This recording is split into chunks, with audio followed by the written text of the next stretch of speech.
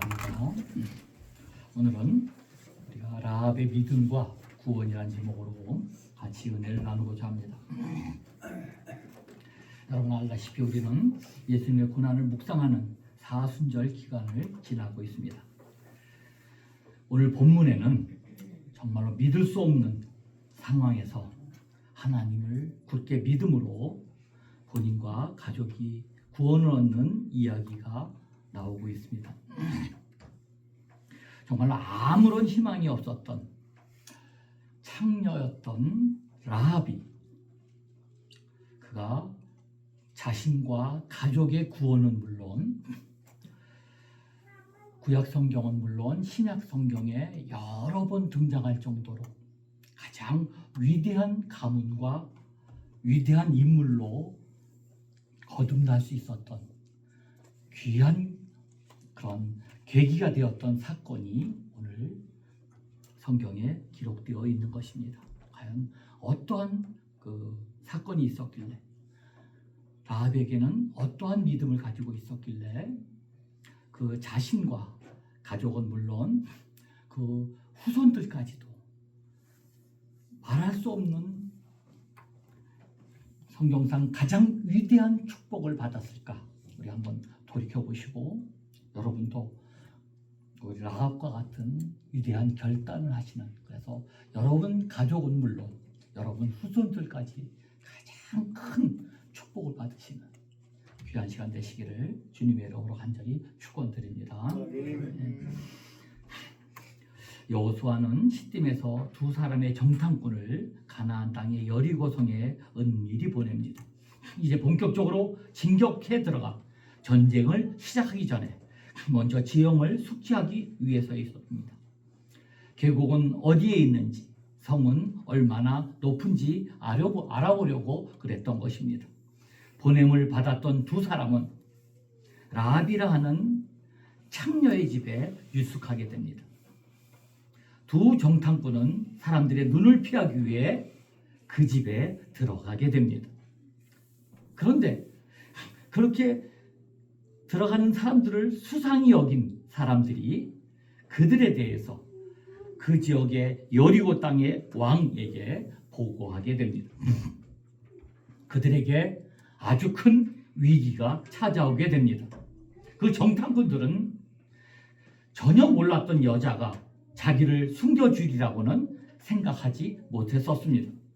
그런데 그 여자는 그들을 이끌고 자기 집에 지붕으로 올라가 거기에 버려놓았던 3대 줄기들 안에 그 정탐꾼들을 숨겨주었고 또한 그들을 찾는 자들에게 거짓말까지 하고 있습니다. 라합은 이렇게 큰 정말 절체절명의 위협을 무릅쓰고 그들을 숨겨주었던 것입니다. 그 정탐꾼들은 정말 이해할 수 없는 기이하게도 위기를 모면하는 일을 겪게 됐던 것입니다. 2장 1절입니다. 눈의 아들 여호수아가 시딤에서 두 사람을 정탐꾼으로 보내며 이르되 가서 그 땅과 여리고를 엿보라 하며 그들이 가서 라합이라 하는 기생의 집에 들어가 거기서 유숙하더니, 하필 그 정탐꾼들이 들어간 집이 어디였습니까? 바로 기생 라합의 집이었습니다. 히브리 원문에 보니까 라합, 그러니까 기생이란 뜻은 여기에 보니까 원문에 보니까 조나였습니다. 조나는 창녀였습니다. 창녀. 그 남자들한테 뭐 다른 사람들한테 몸을 팔던 가장 비천했던 창녀의 집으로 그들이 들어갔던 것입니다. 왜 하필 두 정탐꾼이 그 기생 라합의 집에 들어가게 됐을까요? 그것은 전혀 의도치 않게 들어갔던 것이었습니다. 그들이 그 집에 들어갔던 것은 그저 하나님의 인도하심이었습니다. 우리 그리스도인의 삶은 우연이 없습니다.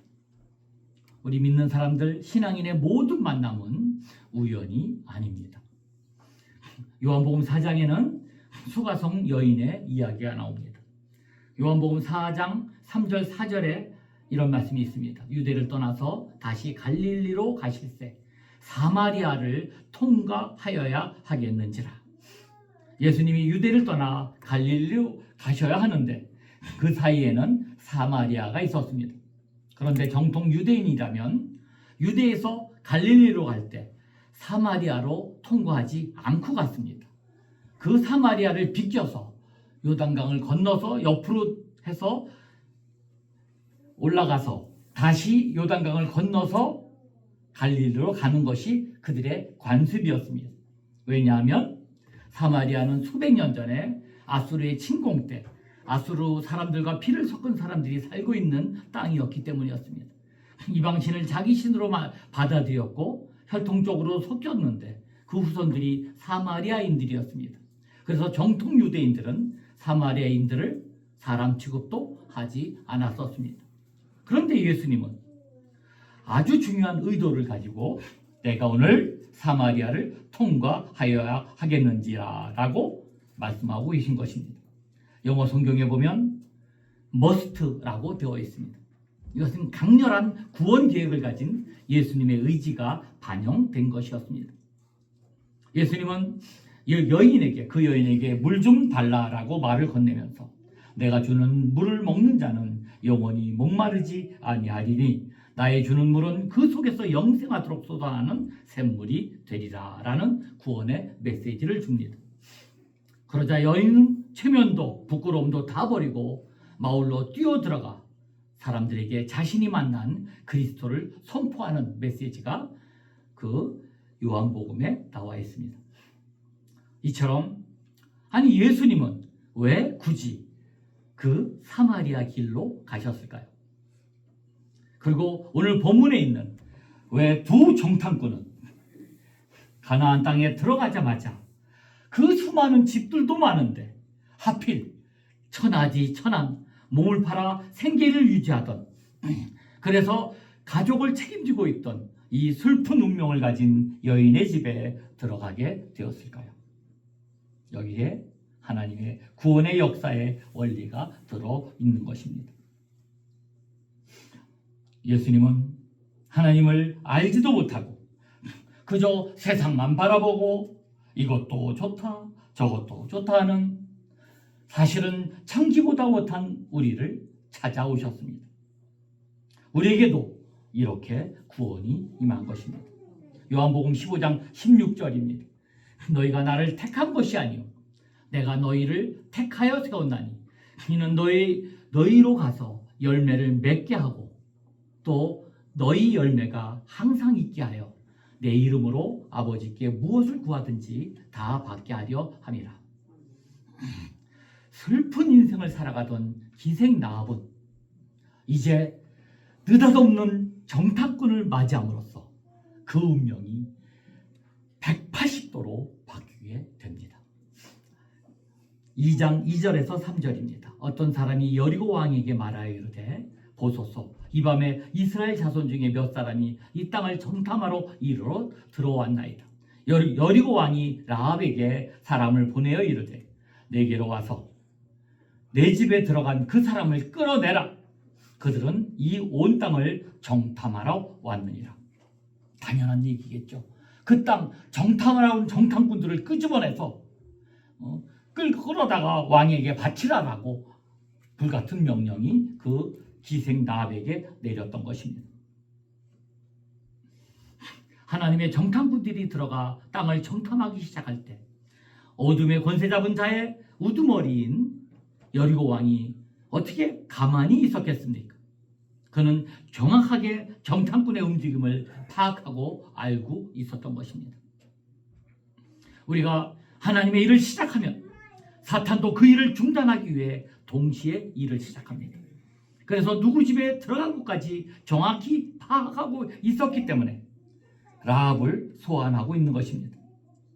그런데 여기서 전 운명을 건 이 여인의 도박이 시작되고 있는 것입니다. 2장 4절에서 6절입니다. 그 여인이 그 두 사람을 이미 숨긴지라 이르되 과연 그 사람들이 내게서 왔었으나 그들이 어디에서 왔는지 나는 알지 못하였고 그 사람들이 어두워 성문을 닫을 때쯤 되어 나갔으니 어디로 갔는지 내가 알지 못하나 급히 따라가라. 그리하면 그들을 따라잡으리라 하였으나 그가 이미 그들을 이끌고 지붕에 올라가서 그 지붕에 버려놓은 3대에 숨겼더라. 여러분, 이 말을 자세히 보면요, 라합은 거짓말을 하고 있습니다. 이 부분에 대해서는 사실 신학자들이 논란이 많이 있습니다. 아니, 아무리 그래도 그렇지, 하나님을 믿는 사람이 거짓말을 해도 되냐, 안 되냐라고 얘기를 많이 하고 있습니다.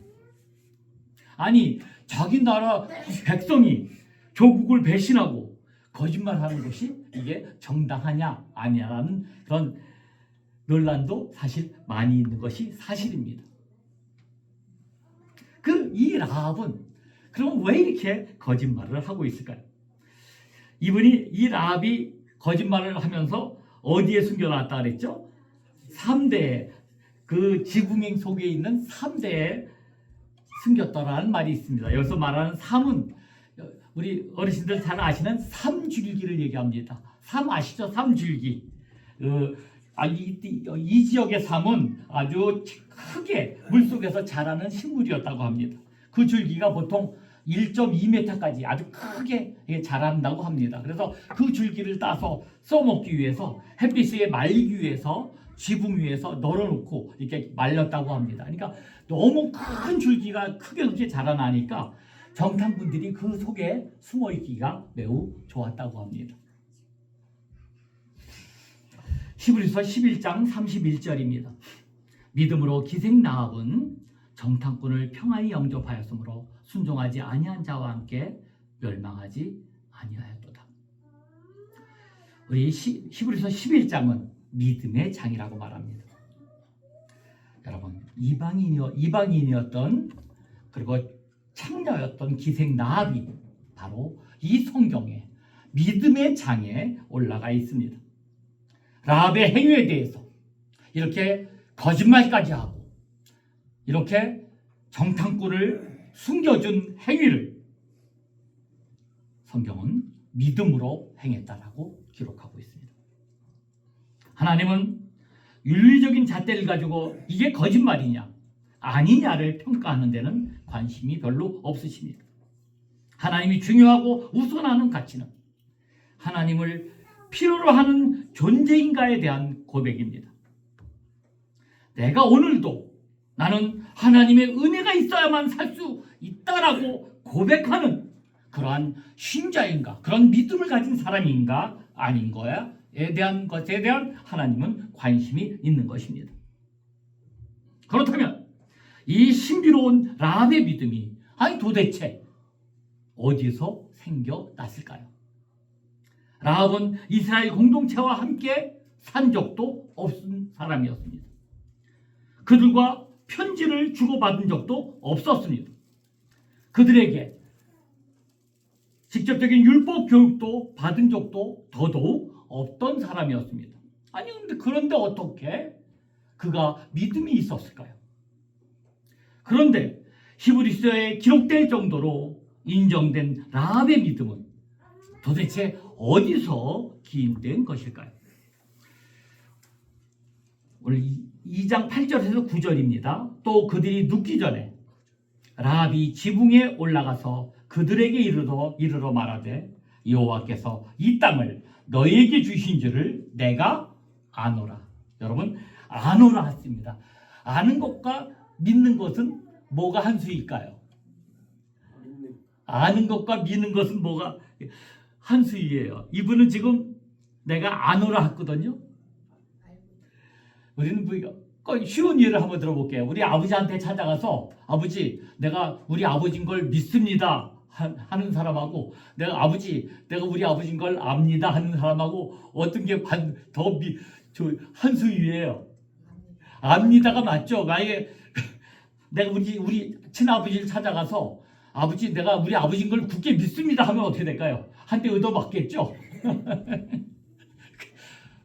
우리가 믿는 것은 앞으로 이루어질 것들, 그리고 믿음이 굉장히 중요하죠. 앞으로 안 이루어진 것들을 믿는 것이 주로 믿음이니까요. 근데 안다 하는 것은 그거보다 한 수입니다. 이 라합은 이 땅을, 우리 여리고 땅을 너희에게 주신 줄을 어떻게 해요? 내가 압니다라고 고백하고 있습니다. 참 기가 막힌 이야기입니다. 이방 여인 기생 라합의 입에서 여호와께서 이 땅을 너희에게 주신 줄을 내가 아노라 라는 고백이 나옵니다.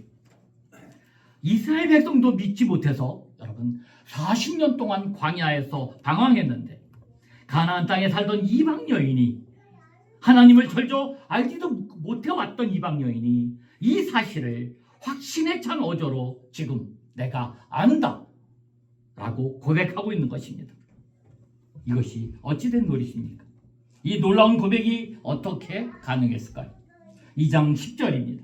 이는 너희가 애굽에서 나올 때 여호와께서 너희 앞에서 홍해물을 마르게 하신 일과 너희가 요단 저쪽에 있는 아모리 사람의 두 왕 시온과 오게게 행한 일, 곧 그들을 전멸시킨 일을 우리가 들었습니다.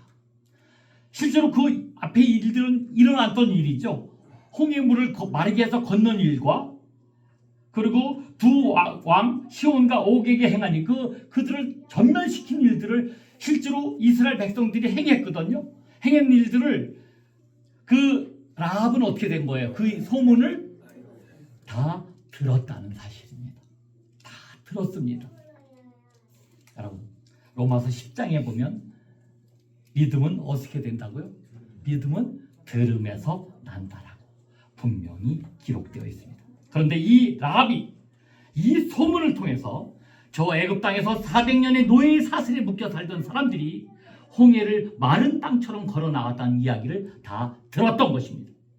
그 일을 행하시니까 그들이 여호와 하나님이시라는 소문을 다 들었던 것입니다. 들음으로써 믿음이 생긴 것입니다. 이 이야기를 듣고 있던 두 정탐꾼들의 표정을 한번 생각해 보시기 바랍니다. 아니, 자기들은 늘 눈으로 목격까지도 했고 늘 기적을 보면서도 하나님을 믿지 못해서 40년 동안을 돌고 돌아왔는데, 실제로 가나안 땅에 들어와서 사는 사람, 그것도 기생한테서 이런 이야기를 듣고 있는 것입니다.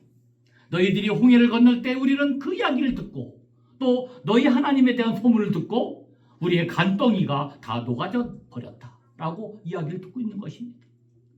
그때 두 정탐꾼이 서로 어떤 눈빛을 주고받았을까요? 틀림없이 이랬을 것입니다. 우리가 그냥 차라리 하나님 말씀만 믿고 들어왔으면 되었을걸. 그 말씀 믿지 못해서 광야에서 40년을 허비했구나. 불신앙이 40년 세월을 낭비하게 됐구나 라고 서로 얘기했을 것입니다. 얼마나 기가 막혔을까요? 그런데 이 기생 라합은, 그 천하지 천하던 기생 라합은 그 소문을 들은 것만으로 믿음을 가지게 되었던 것입니다. 그래서 여호와께서 너희에게 이 땅을 주신 것을 내가 안다라고 고백을 확신 있게 한 것입니다. 여러분, 이 고백이 더욱더 놀라운 것이 하나 있습니다. 이 고백을 자세히 들여다보면 이 고백 속에는 이스라엘의 군대나 사람을 통해서 사람이 했다는 고백이 들어있습니까? 안 들어있습니까? 전혀 들어있지 않습니다. 오직 여호와 하나님이 하셨다는 고백만 들어있다는 사실입니다. 이 얼마나 놀라운 고백입니까? 이렇게 하나님의 역사심을 들음에 의해서 라합은 믿음을 가졌고, 그 믿음을 통해서 오늘 위대한 인생의 역전, 그리고 위대한 기적의 사람이 될 수 있었던 것입니다. 그런데 나머지 가나안 족속은 왕을 중심으로 해서 꼼꼼한 마음이 얼어 하나님을 대적하는 일에만 머리를 싸맸던 것입니다.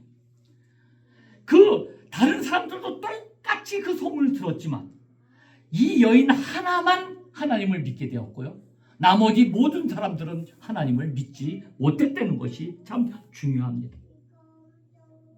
오직 이 여인 하나만 하나님께서 그 백성에게 약속하신 이 땅에 그들이 들어오기를 하루속히 기다리고 있었다는 사실입니다. 왜 이렇게 다른 반응이 나타났을까요?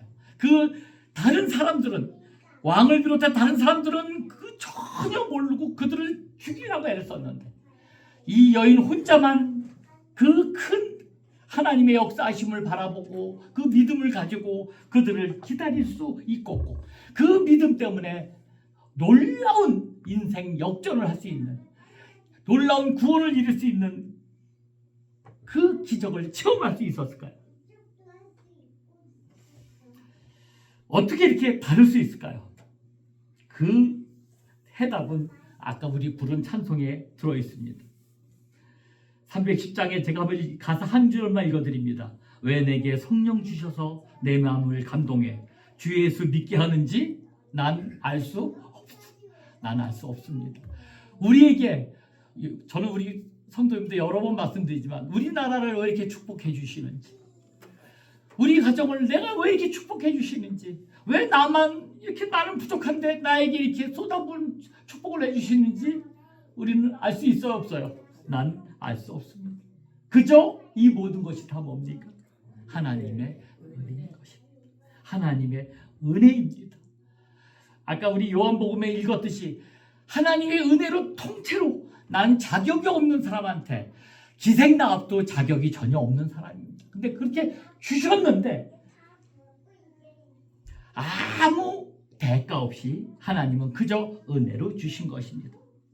똑같이 진리의 말씀을 받았는데도 가나안의 모든 족속은 하나님을 향해 대적하기를 준비하고 있었고, 기생나합은 구원의 때가 오기를 기다리고 있었던 것입니다. 기생나합은 하나님에 대한 소식을 듣고 믿어서 알게 되었습니다. 여러분, 우리도 여기까지는 이만큼 다 합니다. 그런데 그 다음이 문제입니다. 은혜로 우리에게 쏟아부어 주신 것까지는 웬만하면 다 합니다. 라합은 자기가 하나님의 은혜를 목말라 기다렸고, 자기가 고백한 대로 자신의 전 존재를 걸 줄 아는 신앙의 용단을 가지고 있었던 것입니다. 라합의 집에 주 정탐꾼이 있었다는 것을 안 왕이 라합을 소환하여 그들에게 묻습니다. 그런데 라합이 감히 누구한테 거짓말을 하고 있습니까? 바로 왕입니다. 여러분, 이 죄는 무슨 죄에 해당하는지 아십니까?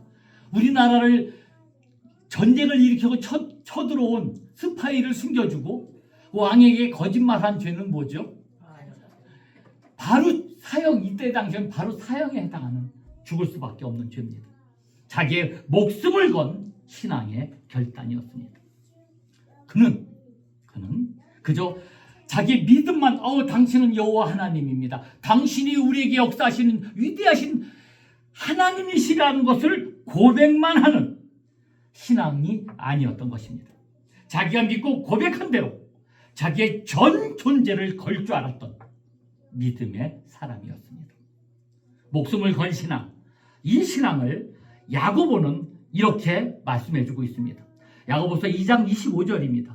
또 이와 같이 기생나합이 사자들을 접대하여 다른 길로 나가게 할 때 행함으로 의롭다 하심을 받은 것이 아니냐. 바로 또 신약성경 야고보서에도 기생나합의 얘기가 또 나와 있습니다. 야고보서는 2장은 무슨 장인 줄 아세요? 행함장입니다. 아까 12서 11장은 무슨 장이라 그랬죠? 믿음장. 이분에게는 기생나합에는 뭐도 있고 뭐도 있는 거예요? 믿음도 있고 행함도 있었던 참 위대하신 분이라는 사실을 우리가 알 수가 있습니다. 행함이 있는 믿음이 있었습니다. 이것이 야고보서에 정의하는 기생나합이었습니다. 여러분, 저와 여러분의 믿음은 어디까지입니까? 우리가 섬기는 하나님, 우리가 고백하는 신앙이 그저 입술에서만 머무는 것이 아니라 손과 발로 온전히 순종하기까지 이르시는 여러분 되시길 주님의 이름으로 간절히 축원드립니다. 이와 같이 신앙의 온전한 열매를 드러낸 전 운명과 인생을 건 그 여인에게 하나님은 어떻게 그의 인생의 결말을 인도하셨을까요? 여호수아 6장 25절입니다. 여호수아가 기생 라합과 그의 아버지의 가족과 그에게 속한 모든 것을 살렸으므로 그가 오늘까지 이스라엘 중에 거주하였으며 이는 여호수아가 여리고를 정탐하러 보낸 사자들을 숨겼습니다. 그 라합의 결단, 목숨을 걸 결단 때문에 그는 라합뿐만 아니라 그 아버지의 가족과 또한 그에 속한 모든 사람들이 다 구원을 얻게 이르렀습니다. 하나님의 그 무한하신 은혜의 숨을 우리가 깨달을 수 있는 것입니다. 우리가 요 앞에 써 있는 구절 있죠? 주 예수를 믿으라. 사도행전 몇 장이죠? 사도행전 16장 31절이죠. 우리 주 예수를 믿으라. 그리하면 너와 내 집이 구원을 받으리라.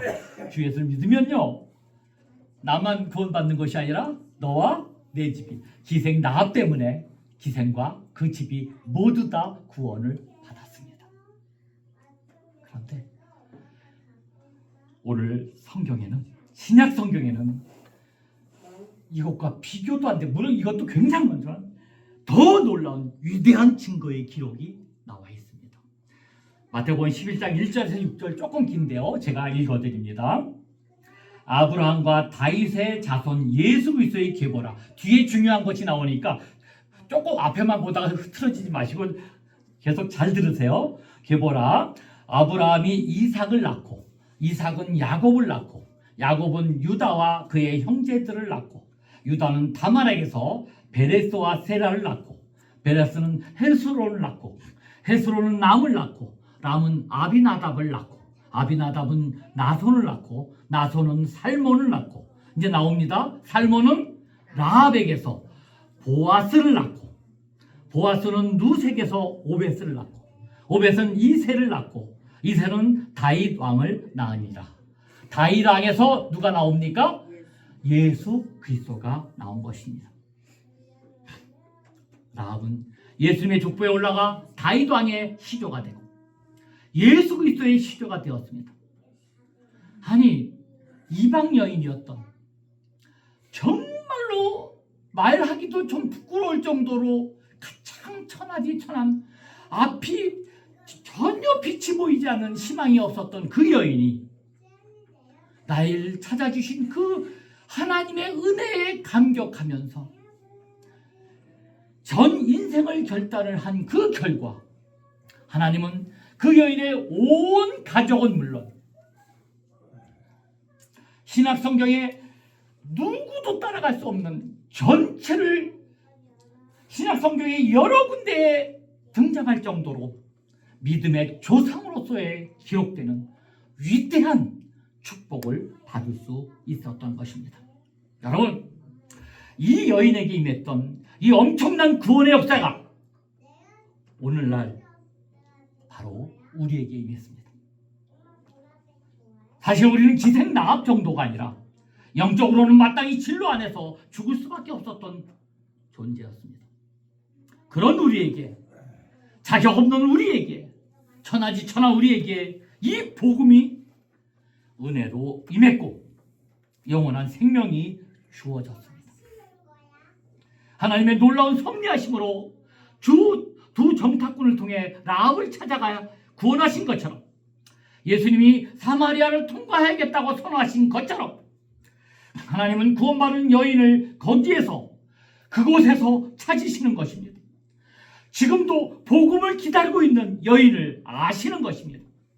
그리고 복음을 들은 그들에게 자기의 전 존재를 거는 삶의 결단을 바라보고 계시는 것입니다. 여러분, 우리가 사순절을 보내고 있습니다.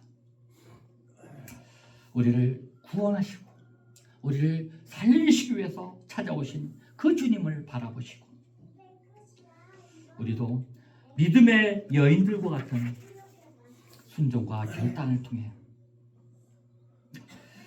라합과 같이 여러분과 여러분의 가족 전부는 물론 여러분의 후손까지도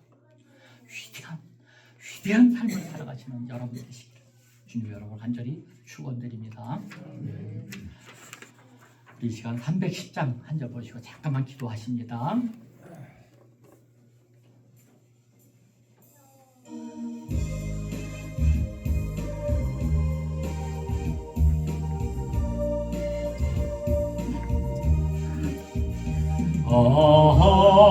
하나님의 은혜로 있을 데 없는 자 왜 구속하여 주는지 난 알 수